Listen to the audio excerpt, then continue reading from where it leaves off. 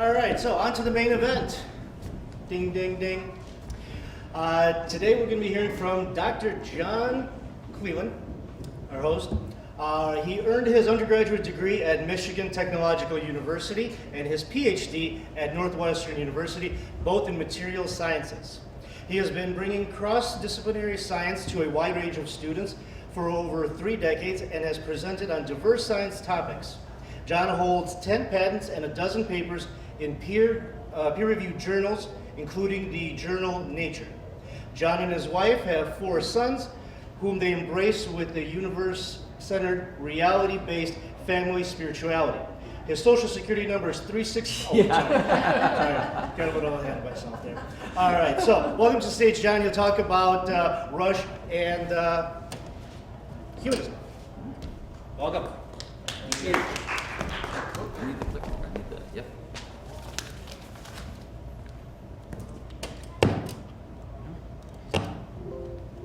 Hello. Does it work? You just read it?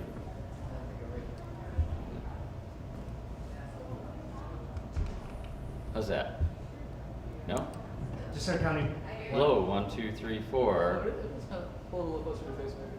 Hello, 1, 2, 3, 4. Yep. It does, okay. It's coming All right. Good. All right, good morning. I'm John Cleland Host. I'm glad to be here and glad that you guys could make it too. Just to start off, for Rush fans, how many people are Rush fans? How many? All right. How many people have never heard of Rush? Yeah, some of those. Okay, good. That's excellent. We got a nice mix. So I've been a Rush fan for a long time. I think that it's, I think maybe a good place to start would be if I go all the way back,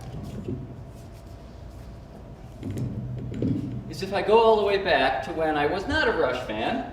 I was playing at a friend's house as a kid, and we went by his bedroom, and this was on his wall, bigger than this, 3-foot tall letters on his wall, and I was like, wow, look at that. And he's like, yeah, my older brother did that. And his older brother came in, and I said, what's that all about? And he said, you don't know Rush music? It's like, blah, blah, blah, right? He said, oh my gosh, you have to, and he pulls out vinyl records and he's playing this stuff, and he says, you know this stuff, here, check this one out. And he puts on Tom Sawyer, and I'm like, oh yeah, that's on the radio all the time. Awesome music. From then on, I was listening to Rush, and back then they had much fewer albums out. They've been very prolific over the years, so it's only gotten better. So, quick review for people who are not big Rush fans. Here are the band members of Rush. We have Geddy Lee, who sings vocals, and on the right, Alex Lifeson plays guitar on the left. And now, if you think about rock bands, you usually think about the lead singer maybe, or maybe the bass guitarist as being the most foremost person in the band you think of. However, on this poster, right in the middle, is the drummer, Neil Peart, who is not only the drummer, he also writes practically all the lyrics for the band. So they sing these songs, he writes incredible lyrics, and that's the topic of our talk today. So that's a little bit about Rush. Now let's take a look at Neil himself.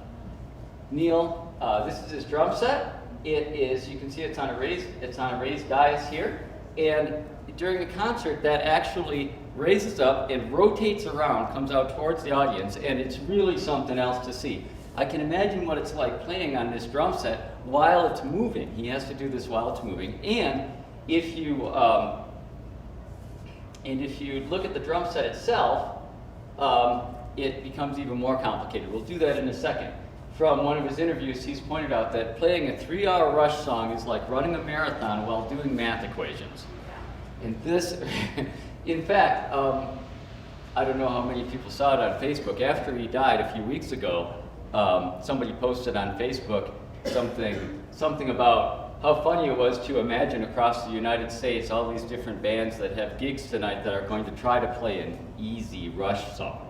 So, So if we look at the drum set, here it is right here. Here's his drum set. You can see it's 360 degrees. You can just barely get in right here. And it has dozens of drums and other percussion instruments. And how many foot pedals do you see there? Anybody want to guess? 4, 7. He has 7 foot pedals. He's using both legs, both arms, and wheeling around to do this all the time while it's moving and not missing a beat, with each one coming only a tiny fraction of a second after the other one. So, how good? Well, we have, now in the age of the internet, plenty of drumming groups that will rate them. And if you look at these, he comes in number 3, number 4, number 1, top rankers, best 500 drummers of all time. Arena 25 best drummers of all time. Number 2, AXS, most talented. Number 2, top 100, number 1. All of these different ones, if you look at the list, you'll see that right up in the top 5 is almost always the same people. It's Neil, it's John Bonham of Led Zeppelin, it's Ginger Baker, other top drummers. And the amazing thing is that as of a few weeks ago, none of them had been alive since decades ago. So for decades, Neil Peart was the best drummer alive on earth. All right, let's try a quick, how do we click on this to play it? No?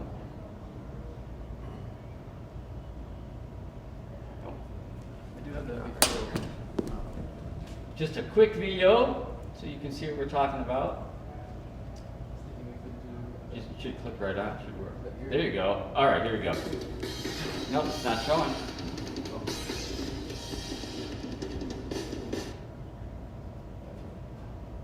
Wait, this? Yeah, there we go. Get back to the start. Quick video.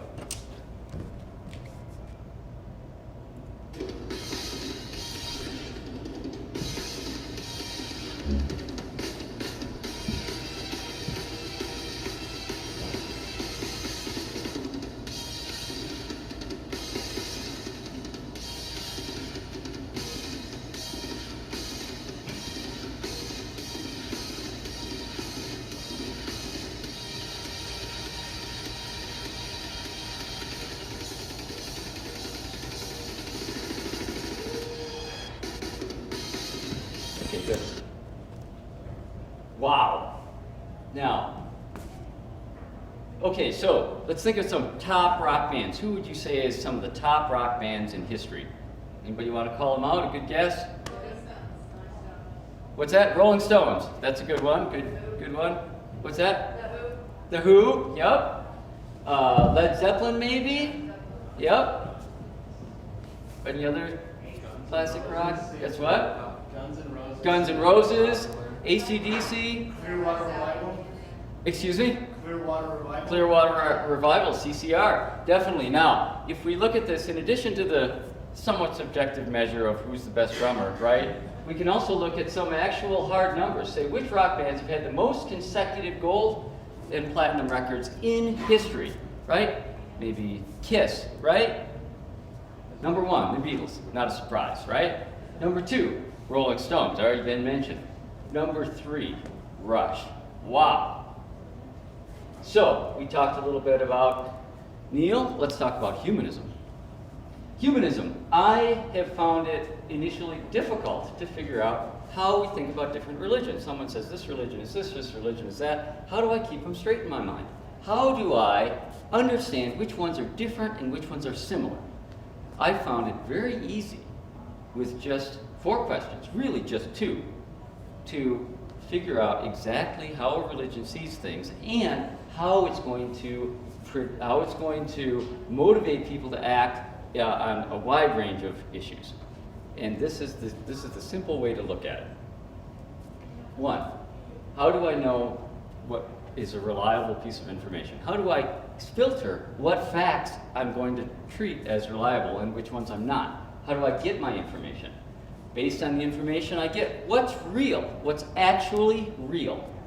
Based on that, what matters? Obviously, if you don't think something's real, you don't think it matters. So you're going to base what matters on what's real. And then, of course, what matters is going to tell you how to live your life, because you're going to do things based on what you think matters.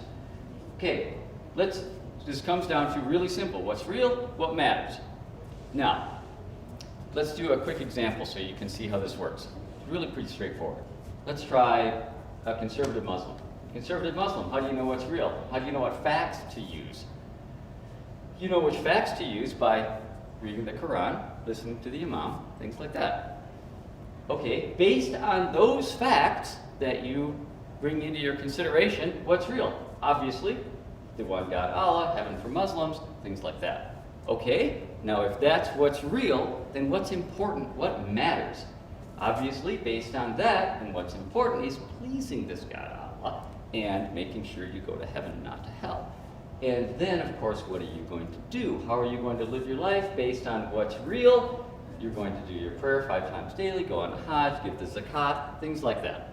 Okay, now, that'll allow us to look at humanism. If we look at humanism, how do I know what facts are reliable?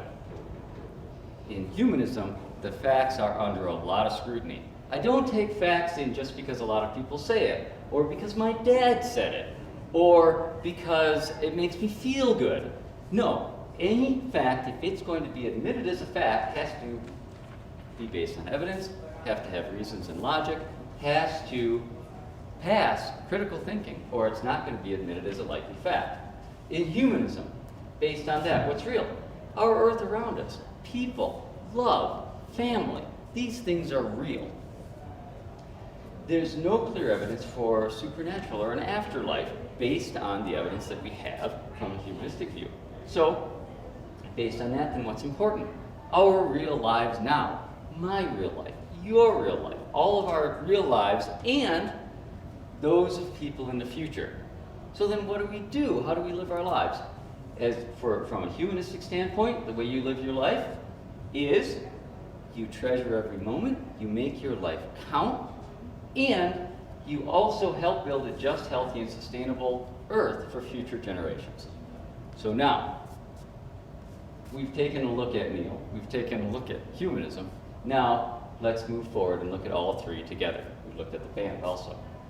Now, it would be wonderful to go through all the Rush lyrics and talk about how they support humanism and how humanism works into a lot of them. But we don't have 3 days. Rush has been churning out music for 35 years, and it would take an awful long time to do that. So I'm just going to try to hit some high points and look at these. Okay, number one, what evidence, what facts are we going to look at? From Roll of Bones, Jack, relax, get busy with the facts. No zodiacs or almanacs, or, in fact, maniacs, just the facts. Or, from probably the best-known Rush song, Tom Sawyer, no, his mind is not for rent to any god or government. Always hopeful yet discontent. Why discontent? Because he can see that things aren't perfect. Because he can see that this is not a perfect world and we're going to have to work hard to make things better. But always hopeful, we can make the world a better place. And he knows changes aren't permanent. Everything changes. The only thing permanent itself is change. Okay, based on that, we take all that evidence in, and where do we get humanism showing up in Rush lyrics from a standpoint of what's real? As we saw in the reading, it starts out with, you can choose a ready guide in some celestial voice, or you can choose to make your own decisions based on free will. Faith is cold as ice. Why are little ones born only to suffer for the want of immunity or a bowl of rice?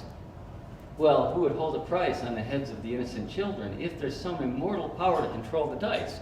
This is saying there's not. Things just happen, and the only way we can make things better is if we do things to make things better. And of course, we're only immortal for a limited time. While we're alive, we certainly feel immortal. But we know that's not the case. We know that based on the evidence, everything dies, everything alive. And so, if that's the case, then we have to face death and not pretend it doesn't exist. Now, this is a little bit scary a lot of times. And I think that the reason for this is that as a society we have a cultural denial of the reality of death. And once we face death and recognize that it's real, it can change a lot of things, and it can change a lot of things for the better. For instance, if you think about it, death is a natural part of a healthy world. If we didn't have death, we would have bodies piled up 10 feet high over the whole, people stacked up everywhere, and you wouldn't have shoulder room. We have a finite world, and that means we have to have death. In fact, if you think about it, the real choice is between having no death and no children, as if you could have that, as if you could make that choice, versus having death and children. If you're going to have death, you can have children. If you're going to have children, you cannot get away from having death. Otherwise, there'd be no room for everyone over the years stacked up. So this is actually very positive, and what it points out is that every moment that we live is precious.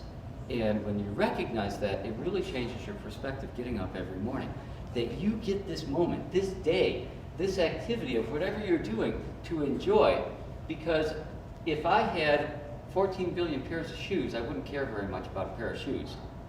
If I had 14 billion seconds, I wouldn't care very much about seconds. But I don't. I know I don't. And that's why every moment is something to savor, and I want to make sure I spend them with family and friends, with people I care about, doing things that are important, and that's why I'm here this morning. If I didn't consider this important and valuable, I sure wouldn't be here. I'm glad to be here with everyone. In the interview, Neil has said, do yourself a favor, don't ever say to me everything happens for a reason. Again, he's emphasizing that there's not some grand plan where we don't have our own free will. There's what happens here on earth that's good is because people work to make it good. Or we were lucky, but not because something did it. And this actually comes in very helpful when something really bad happens, because when something really bad happens and someone's child dies, you don't say, oh, well, it's okay because this is happening for a reason. No, this is bad, it's a bad thing, and I'm going to stand by you and comfort you while you're mourning because I recognize that this is a bad thing. And the wonder and awe in our universe is the entire song, Mystic Rhythms, is wonderful, but a few pieces of it here. Mystic Rhythms under northern lights or the African sun. Primitive things stir the hearts of everyone. We feel the wonder and the joy when we see this incredible universe that we live in. Mystic Rhythms under city lights or a canopy of stars. We feel the powers. We feel that pull with us. And it would be a horribly impoverished life to never look around and recognize how wonderful this world is that we live in, at least many aspects of it. This is a powerful reason for us to all wonder more. Okay, based on what's real, what's important, and how do we live based on what's important? When we look at that in Rush lyrics, kids' car songs come up. Let me explain what I'm talking about here. A long time ago, when my kids were young, I made a mixtape on an actual cassette tape and put together a bunch of good songs and would have that playing in the car when I'm driving the kids around so that I can help introduce them to good music, help introduce them to good values, and help be a parent even when I have to be driving or something like that. So I would play this song all the time, and not just a song, but a 90-minute mixtape, right? One of the songs we had on there was Countdown by Rush from the Signals album, and this is an example of where Neil celebrates the wonders of science and our universe. This song is about a space shuttle launch. So it starts, lit up with anticipation, we arrive at the launching site. The sky is still dark, nearing dawn on the Florida coastline. Circling choppers slash the night with roving searchlight beams. This magic day when super science mingles with the bright stuff of dreams. Now, one thing that the lyrics, when you pull them up online, usually don't show you is that in the background, a countdown starts. 10, 9, 8, 7. And I would tell the kids, oh my gosh, the rocket, we gotta get ready. The countdown, 6, 5, 4. And the kids would, I'd ask one of them to start the engines, I'd start one of them to get the computers going, and we'd get all excited. And then we count down to 1, we get to the launch.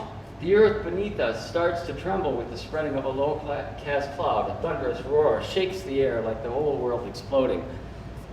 A scorching blast of blazing fire as it slowly leaves the ground and tears away with a mighty sound. Then I asked the kids, where do you want to go? And they would say, we want to go to Jupiter, we want to go to Alpha Centauri. And I would drive them, shake the car a little bit, and we'd do this. It was so much fun. The kids loved it. They learned some of this joy and wonder. They had a great time doing it. And probably the neatest thing was unanticipated. I did not expect this, but one thing that made it a lot of fun was on a 90-minute mixtape. You forget what's coming up next. And we're driving to Kmart or something like that, and all of a sudden, kids, oh my gosh, the rocket song, all right, you guys, where are we gonna go? And out of nowhere, you have to, okay, right, now we're gonna do this. It was so much fun. One of the things for humanism is to better ourselves. Be the best you can be. In an interview, Neil says, I'm learning all the time, I'm evolving all the time as a human being, I'm getting better, I hope, in all the important ways. It's a reminder for us all to live better. Now, we can be sad that a few weeks ago Neil died. But like I said, that's a foregone conclusion. Neil was alive, and anything alive is going to die.